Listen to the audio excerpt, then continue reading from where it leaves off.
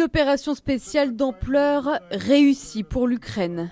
117 drones ont été utilisés. 34% des porte-missiles de croisière stratégiques de bases aériennes russes ont été détruits selon le président Zelensky. Il salue un résultat brillant. Tout a été parfaitement préparé. Je peux affirmer avec certitude qu'il s'agissait d'une opération vraiment unique. Le bureau de notre opération en Russie était situé juste à côté du siège du FSB, dans l'une de leurs régions. Menée par Kiev, cette opération nommée Toile d'araignée est préparée depuis 1 an, 6 mois et 9 jours.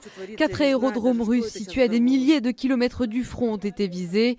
41 avions ont été touchés. Sur ces images, un drone dissimulé dans la benne d'un camion prend son envol. S'il s'agit bien de 40 avions, c'est pratiquement la moitié de la flotte aérienne stratégique russe qui est capable d'effectuer des missions de combat. Ainsi, la composante principale et la plus active de la flotte russe de bombardiers stratégiques est maintenant désactivée, détruite ou endommagée.